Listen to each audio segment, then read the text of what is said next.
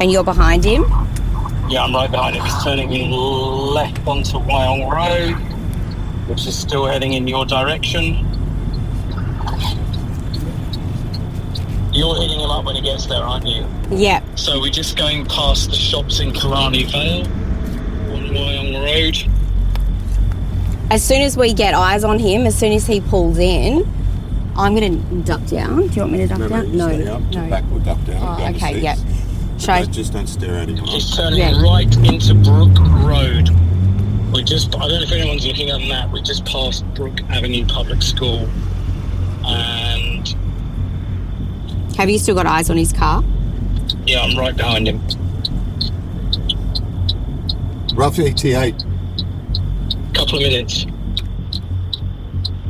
Okay, he's just jumped a red light to turn left. I'm not going to do it. He's just pulled into, I can see him ahead, he's just pulled into Bay Village Road. So you should see him very soon. Okay.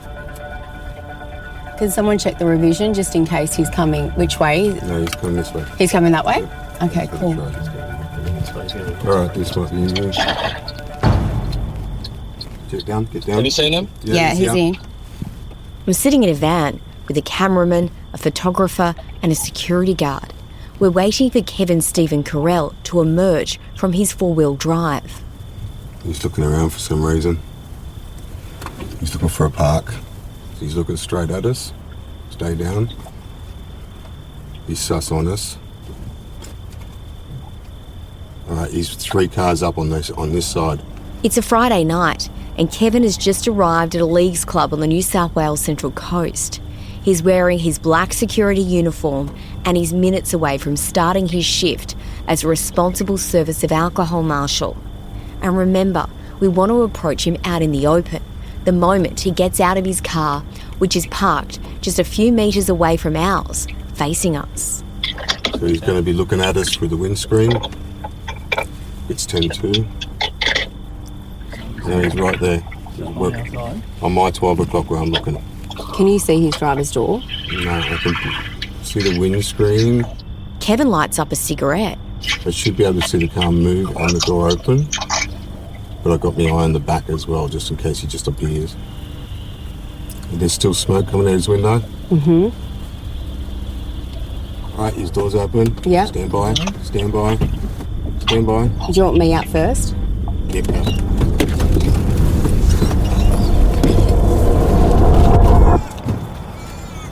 Just wait, camera down. Stay, keep the camera down. Put the camera down. Okay, let's go. We head straight towards Kevin as he makes his way through the car park towards the club's entrance. I can see his face change as he realises what's about to happen. Kevin Correll, I'm Ashlea Hansen. I'm a journalist from News Corp.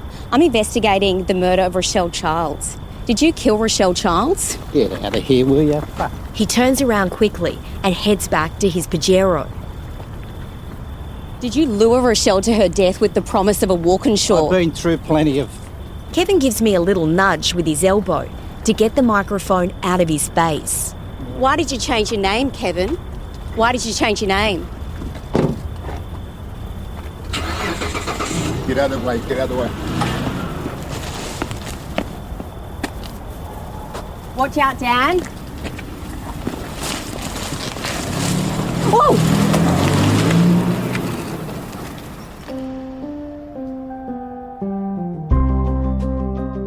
I'm Ashlea Hansen, and you're listening to episode 11 of Dear Rachelle, a podcast by True Crime Australia.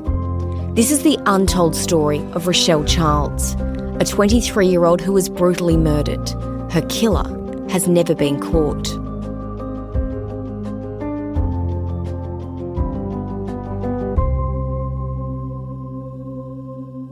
You just heard our approach to Kevin Correll.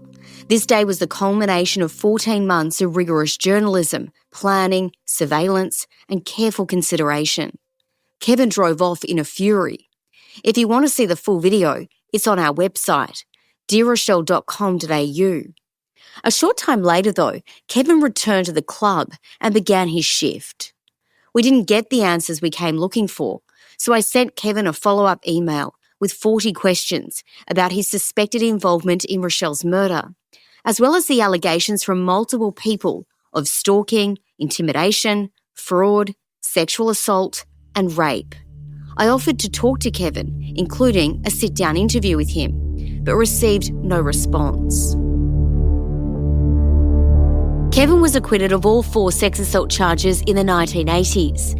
He strenuously denies any involvement in Rachelle's murder and has never been charged. And in a recent email response to further questions, Kevin said, "Over the past 23 years, I've been interviewed by detectives numerous times. I've attended the inquest and cooperated with police supplying my DNA and answering all their questions." And Kevin vehemently denies the allegations of domestic abuse levelled against him by his former wife, Elise. To date, Kevin hasn't taken up my invitation for an interview, but his close friend and former partner, who we'll call Marion, did agree to be interviewed. I spoke with her at length just days after a photograph of Kevin from our approach at the club was published on the front page of the most widely circulated newspaper in New South Wales, the Daily Telegraph. Is Kevin still working at the moment? No, he got fired because of this. Do you know why the justification for firing him was? Yes, the reporters were going and talking to staff members and they all felt like that they were being hassled. So the club had said that they're just going to go in a different direction and just wait for 6 weeks to see if it quietens down. So I think he's suspended, not fired. So suspended. And how did Kevin take that news that he was being suspended? Well, he wasn't happy. He loved his job. He loved his job. And they loved him. Do you think Kevin might be interested in talking with me and doing an interview? He has a hatred for all this other than the fact he wants the truth to come out. He has bought the paper, especially when he's plastered on the front. Keep in mind, I mean, when the case was first on, obviously he lost his work, he lost his home, he lost a lot of things. But he's always said it's nothing compared to what Rachelle's family has lost. And he just feels that it's going down the same road again. So he's mentally, he's not doing too well. I know for a fact Kevin feels for the family. Put it this way, Kevin's embarrassed. He's totally embarrassed with the people that not his old friends, because they all know what had happened all that time ago, but his new friends and new work associates. Yes, he's embarrassed about all these things that are coming up. I just want to pause Marion's interview for a few moments to make sure you're up to speed with some fresh police developments, so what Marion tells me next makes sense. Since Rachelle's case was reopened, police seized and forensically tested the petrol cap from her car for fingerprints. They tested the fuel cap. I believe it was only for fingerprints and they didn't glean anything from that. But the family is anxiously waiting to be shown by police 2 segments of CCTV from the night Rachelle was killed. The security video is currently being enhanced. The vision is from the Bargo train station, which covered the front entrance of the Bargo pub and driveway into the back car park in 2001. The second segment is a mystery blue VB or VH Commodore captured with an unidentified young woman and man at a service station at South Nowra at 10:40 p.m, just over 20 minutes from 7 Mile Beach. Our publication, News Corp, only just reported this CCTV development days before my phone interview with Marion. The last time I spoke to Kevin a few days ago, he was happy that they have found footage of a car, I think. Was it Rachelle's car? I'm not sure. But Yes. he's happy about that. He was over the moon. Over the moon. So, I mean, a guilty person would shit themselves, wouldn't they? He said, I'll be proved that I'm innocent. If it's unrelated and it's somebody else, say it's another woman at the petrol station with another man, then that's not going to prove Kevin's innocence. Why not? If it's a different man, a different woman, and it's not Kevin. Well, if it's a different woman and it's a different man, then it means it's completely unrelated to Rochelle's case. In Rochelle's car. Well, they might realise that the car is unrelated as well. Oh, okay. Well, I guess he wasn't thinking on those terms, neither was I. I just assumed that it was her car and... We don't know if it was her car. That's why police are taking a closer look at it. Oh, okay. Does that change things for you? Well, that's a bit sad because I think both he and I are thinking, you know, it is Rochelle's car that they've got footage of, and they're going to see who's in that car. Okay. All right. That makes a big difference, doesn't it? When was the last time you saw Kevin?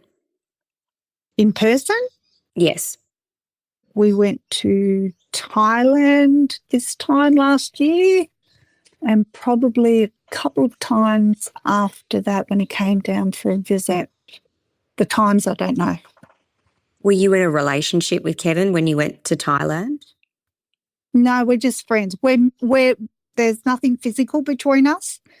There's nothing sexual, nothing physical. We're just friends. Good friends. And not with benefits. When did you meet Kevin Correll? End of 2009, Boxing Day.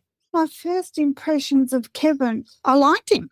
He was funny. He had a great group of people around him that I enjoyed all of their company.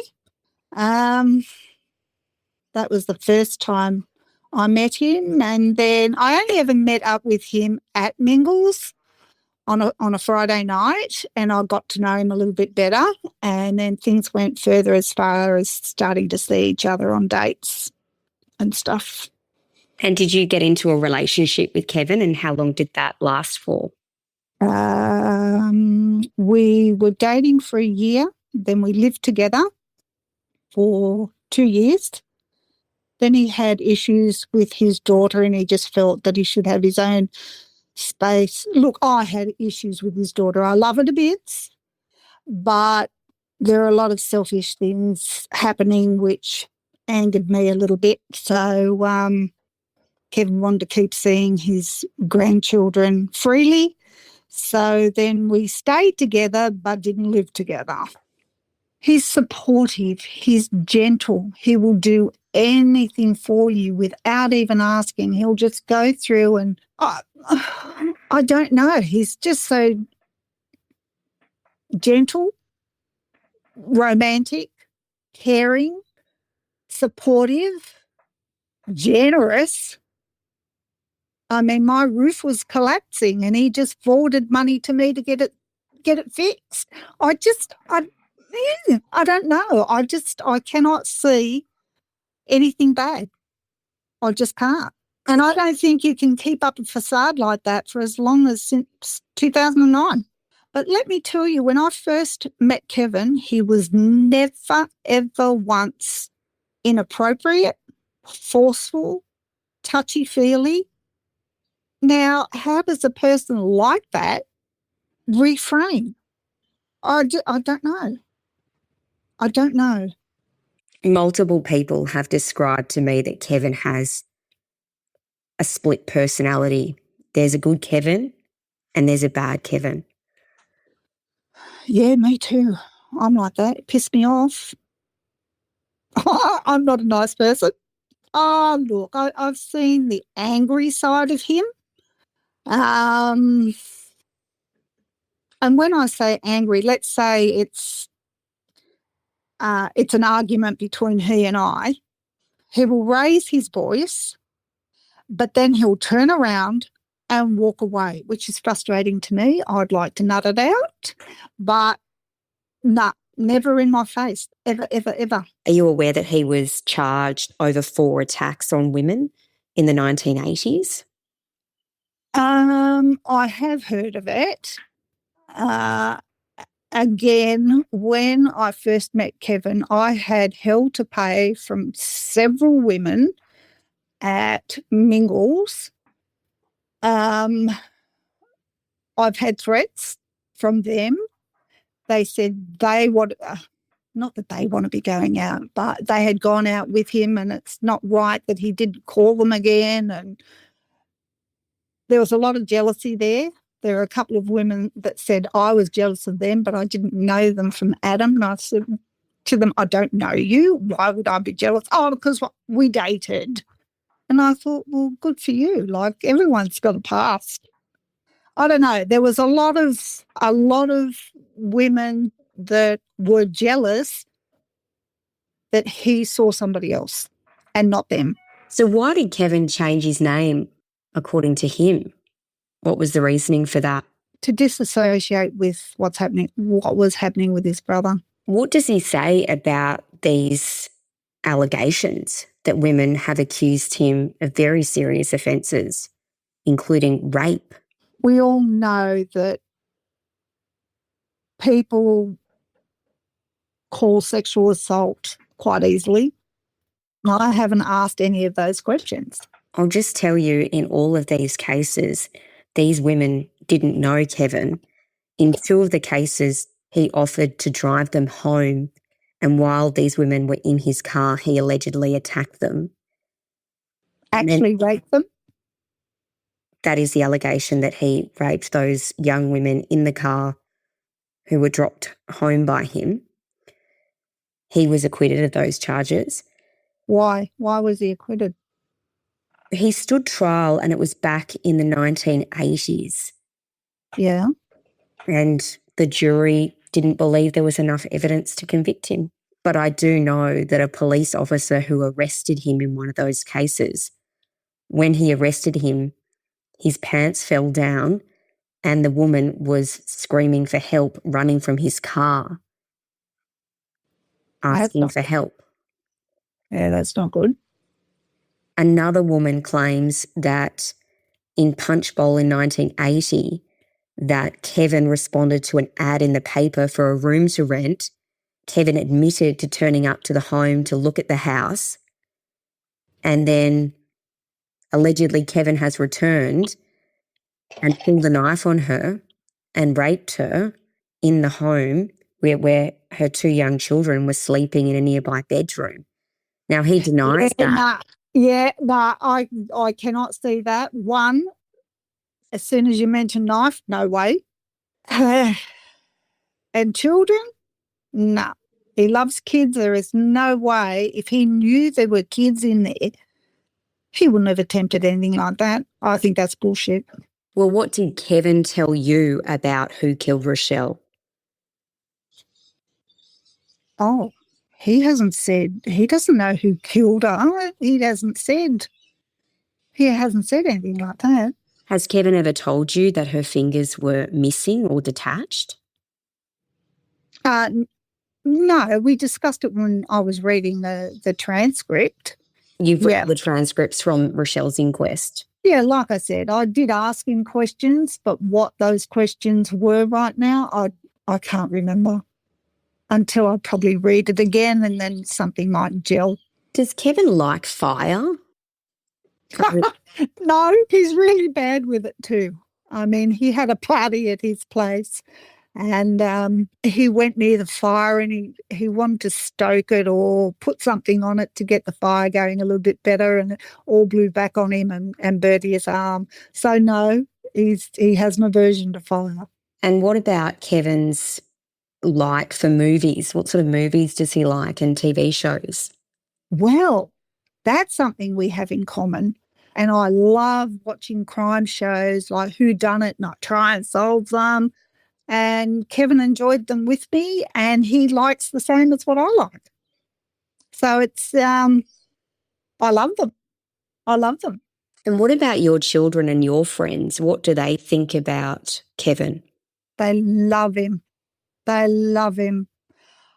Look, even at the time of my brother's death, which was 2019, I had a niece post something on Facebook, how grateful she was that he was in my life and the support that he had given me and the entire family.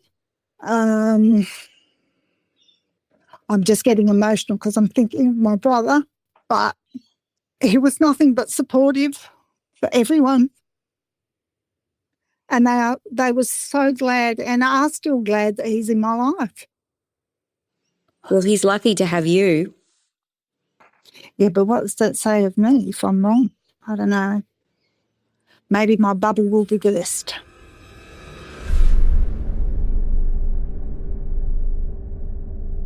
We've reached out to the Lees Club to clarify Kevin's employment status. We were told he's employed by a private security company and has not received any further shifts from the club since our podcast investigation was brought to their attention. Kevin's career change as an RSA marshal has shocked many people. Well, why has he changed his profession into doing that sort of role of work? It seems from one to the end of extreme sort of employment opportunities. But that does concern me as well, of his prior arrests, perhaps some without conviction, but of a similar sexual nature is disturbing, yeah. And here's Jane, who you heard from in episode 6. She accused Kevin of rape in 1980. Oh my God, I don't know why you would employ this person. Oh, that's wrong. So wrong. Here's Kevin's ex-wife Elisa's reaction. He's taking young girls out to their car. Oh my God, okay.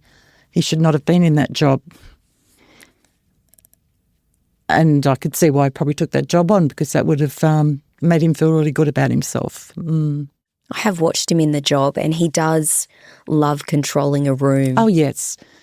If you'd ever seen him being a DJ when he was younger, yeah, he totally had control of the room. He's a performer through and through.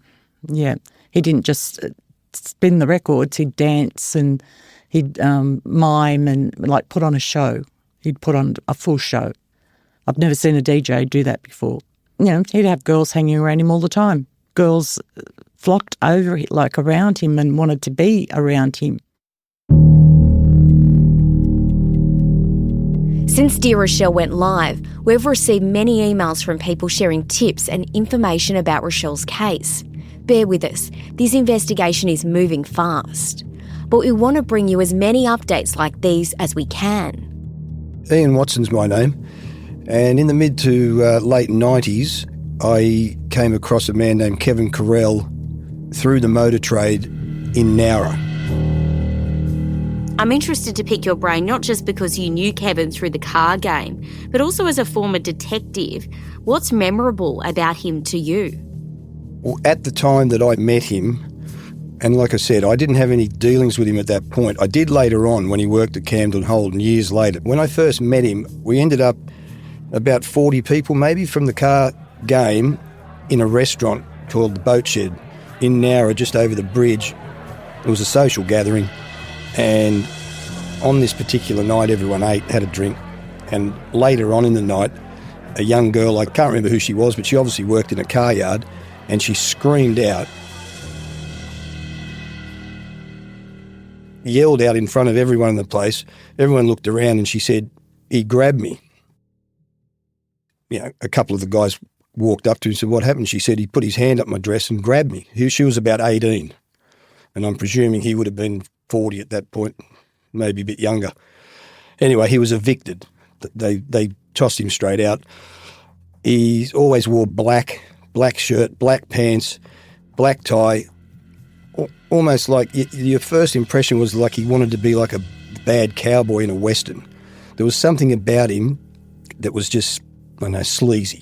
He wasn't a person that you'd want to associate with. When you refer to the he grabbed me, who was this woman referring to? To Correll. They were standing in the back of the room in a group of people, and he put his hand up a dress, and everyone, the guys that I was with turned around and said, "What happened?" And she just pointed straight at him and said, "He just put his hand up my dress." I guess it shows a pattern. A pattern of behaviour with Kevin. And what also interests me about Ian's interview is Kevin's connection and geographical knowledge of the South Coast. If you have any tips or information, please email me at dearrachelle@news.com.au. Soon after Rachelle's murder, Kevin was fired from Camden Holden for financial discrepancies, and the business was renamed Paul Wakeling Holden. Kevin headed back to the South Coast. Rachelle's friend Fiona stayed at the car yard alongside their manager, Jim Morrison.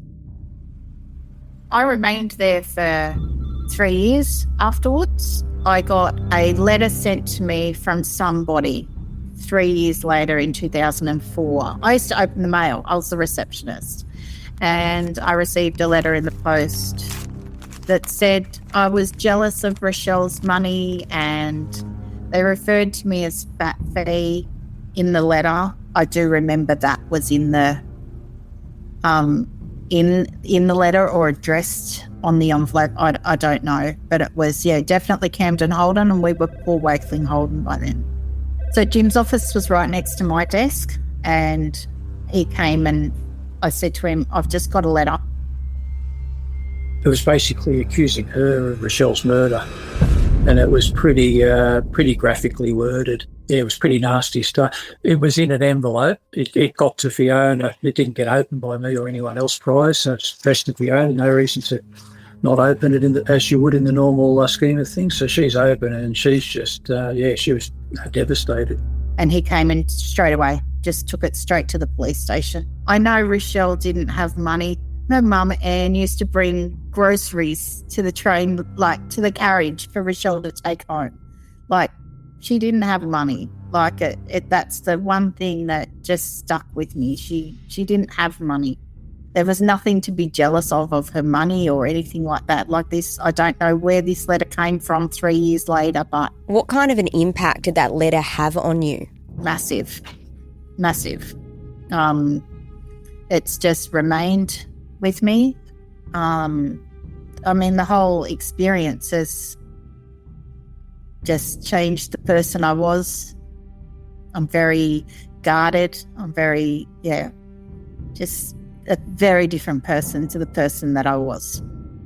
I passed it on to the business owner, and I think subsequently went to the detectives. I tried to do my own little investigation, I suppose. I've looked at things like the handwriting. I've looked at things like sentence structure, all that sort of thing to see if it reminded me of anyone. But no, I vaguely remember it was done in a sort of manner that it couldn't be or wouldn't be related back to a style as such.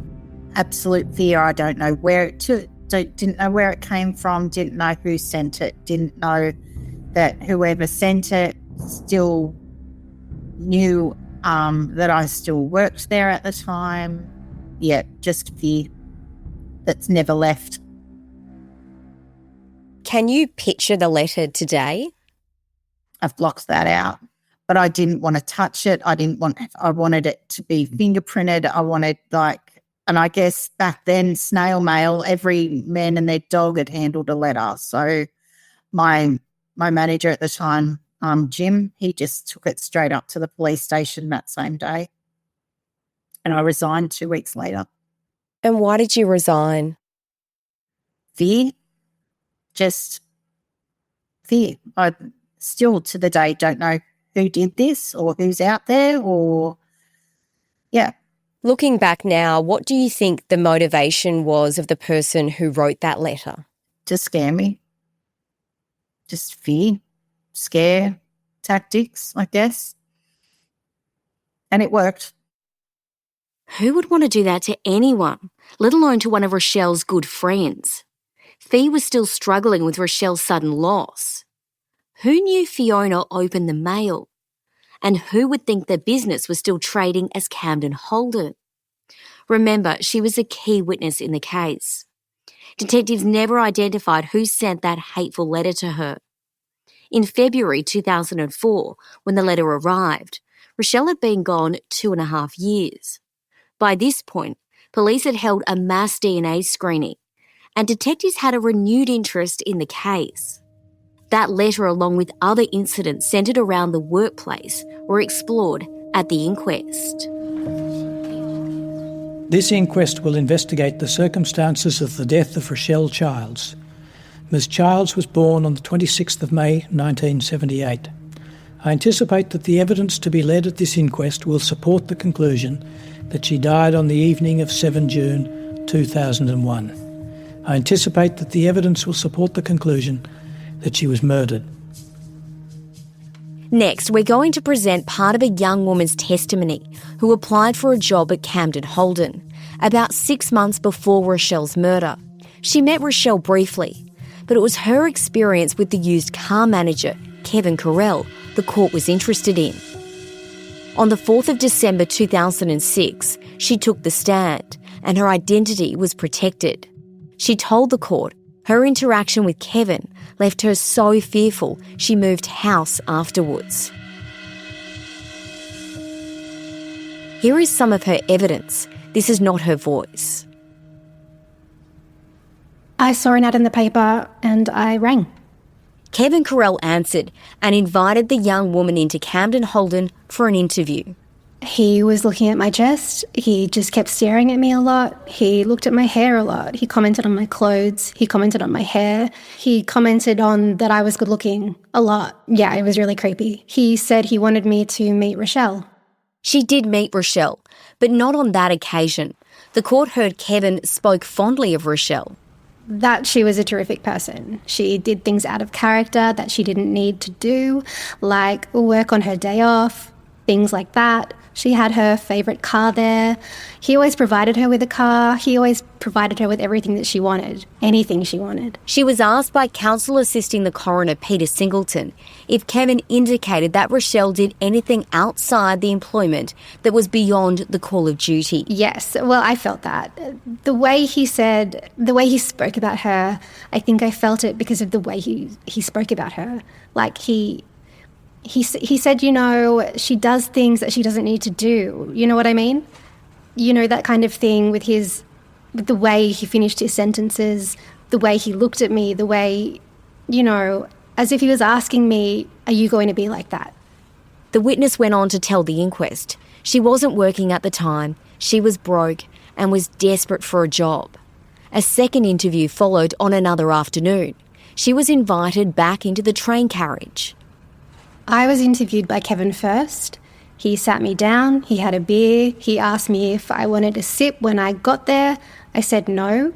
He kept sort of gazing out the window as if he was thinking of what to say to me. He was saying he didn't know how to... He wanted to create a management position. That's right.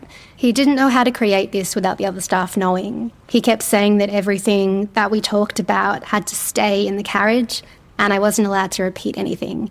Anything that happened in the carriage had to stay in the carriage. She rang Kevin to find out if she got the job the following day. She says he asked to meet her at the Merino Hotel in Camden. The witness told the court the pair sat down and Kevin began looking all creepy and propositioned her for sex. If you're interested in getting involved with me, you don't have to worry about money, he meant. I said, what? On a sexual basis? Are you asking me to have sex with you? And he kind of looked around the pub, like, to see if anyone was listening. He said, the offer's there if you need it. I said, I need a job. What about a job? I'm not going to make up my mind about that until you make up your mind about whether or not I've got a job. He said, I'm going to go and see my girl at Narellan who I see once a week. I'll give you $150 instead of her if you want to suck my dick instead of her. He said, you'll have to let me know in the next couple of hours because I'm going to see her this afternoon. I thought I knew right then and there that I was not going to take the job. But then I said to him, my answer is I don't know. Have I got a job or not? The court heard she told Kevin she wasn't that desperate for money, but she was desperate for a job. He then told her to come in for a trial the following day, and she did. Kevin came walking up the yard. He gave me the filthiest look. That's right, he shoved past me, physically shoved past me, and I said, good morning, and he said nothing. I felt a fight. That's right, we started fighting. I stood in the yard at this time. I went into the yard, and when Kevin went back into the carriage, I followed him and I said, what's wrong with you? And he threw something and said, what do you mean what's wrong? I said, your attitude, you're completely ignoring me, what's going on? He raised his voice and he said, I didn't even want you to start today. I said, what? You only just finished telling me that you wanted me to start this trial today and tomorrow, starting at 8:30, and here I am. I got here and I was in amazement. He was yelling. He was still yelling, saying, I had all these forms I wanted you to fill in. I said, what forms? Where are these forms? Give them to me. I'll fill them in now. He said, I haven't got them prepared. There was a tax form there. I said, give me the form. I've got a tax file number in my head. I'll fill it in now. It'll take me 5 seconds. He said, oh, don't worry about it now. And he started waving his arms around, and there was at least 2 other staff I could see in the yard that were aware of this argument that we were having. It was beyond belief argument. It was schizophrenic. I've never seen a man treat a woman like that, ever. The witness was asked if anything else happened. I said to him, that's it. I grabbed my handbag and I yelled. I yelled back. I just let him have it. I said, you've done nothing but stuff me around for the last 2 weeks. There you go. I put up with the timing. You've used, meeting you in stupid places. This is what I said to him. The only reason I put up with it is because I thought you were going to give me a job. Don't yell at me. And I was pointing at him and yelling, and I was yelling this out. I said, don't you remember asking me to come in here today? Do you have too many beers at the interview last night? You should have placed an ad in the personals column, not the employment section. What a cheap way to find girls. I said to him, don't think that everything you've told me in your stupid little stay in the carriage line is going to stay in the carriage. Sorry. The woman told the inquest she left in tears. The court heard Kevin later phoned her parents' home, but she'd moved out pretty quickly after the incident. I felt scared. I felt threatened. I felt fear for my life. I felt that if I was ever in the house, that he had my address. He might just want revenge because I had to go back at him, and yeah, I felt scared for my life, so I moved. Bash, kill, rape, yeah, yep. It was then put to the witness that someone had claimed she'd told Kevin she had a gun in her car. No, just my son's water pistol. Peter Singleton then asked her, did you tell Kevin that you were going to shoot him? No. The witness says she reached out to Nowra police with her story immediately after hearing about Rachelle's murder. Let's hear Peter Singleton's take on this woman's evidence. Well, in my experience, it's very unusual to go to a job interview and end up in fear of your life. In the context of this case, what it is a part of painting a picture of one of the people of interest. As I said before, part of a thorough investigation, it tries to understand the victim and tries to understand the various people who might have come across her path in order to work out who it is. But it's worth pointing out that there are different legal tests applicable at an investigation stage, at an inquest stage, and at a trial stage. But the basic idea is that the person, that the accused, has a history that shows that he or she has a tendency to act in a particular peculiar way, or is known to have committed prior acts in a particular peculiar way, such that it is likely that the crime with which he or she is charged, which was committed in that peculiar way, was committed by him. But there has to be a high level of peculiarity or special features that show that it really is very unlikely to be a coincidence. The fact that a job applicant was creeped out to the point of extreme fearfulness does not line up with anything specific to what happened to Rachelle. In fact, it could be said that it goes the other way, because Rachelle presumably went for a job interview and wasn't freaked out and took the job. That's where the similarity is, and it isn't similar. The evidence you've pointed out really is evidence that Mr. Correll might be a bad person of the relevant kind. Well, that makes him of interest to investigate. It can't be used as evidence against him. If it doesn't lead to admissible evidence, then it comes to nothing. So when you painted this picture of Kevin Correll, what did you see? I recall that I put to him a list of similarities between Rachelle's circumstances and engagement with him and the details relating to at least one, maybe a couple of women who had been in Mr. Correll's life in the past. And they were sufficiently striking, in my view, to put them to him for comparison and for his comment. In the end, of course, they were not judged enough to prove his guilt of any crime. How did you react to that line of questioning from you?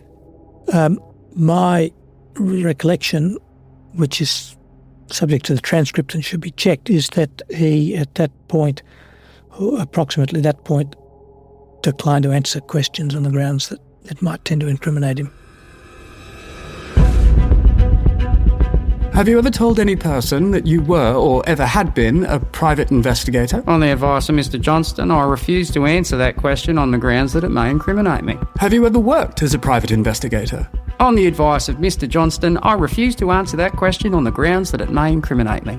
Have you ever worked as a psychologist or psychiatrist? On the advice of Mr. Johnston, I refuse to answer that question on the grounds that it may incriminate me. Have you ever falsely made a representation to any person about your employment or the work that you did or had done in the past? On the advice of Mr. Johnston, I refuse to answer that question on the grounds that it may incriminate me. What was your reason for changing your name to Kevin Correll? On the advice of Mr. Johnston, I refuse to answer that question on the grounds that it may incriminate me.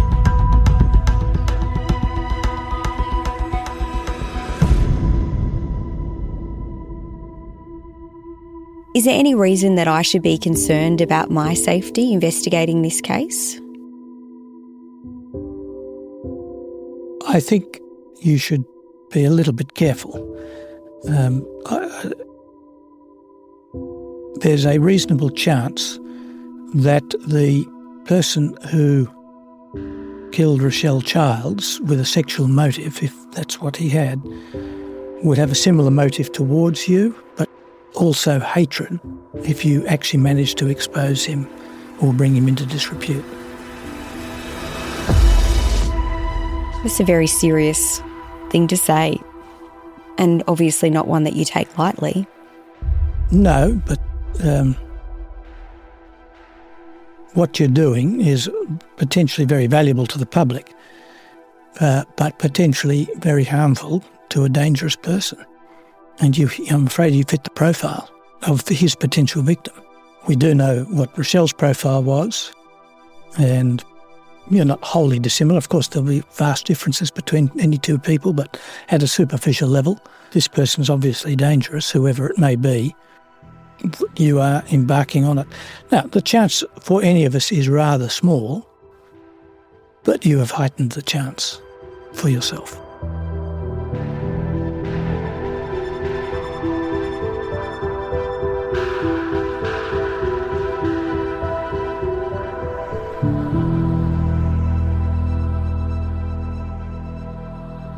Coming soon on Dear Rachelle.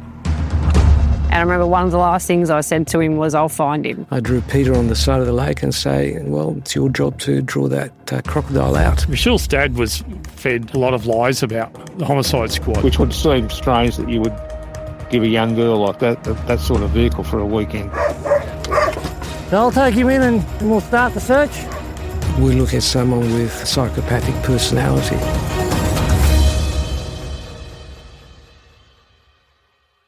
You have more strength than you give yourself credit for.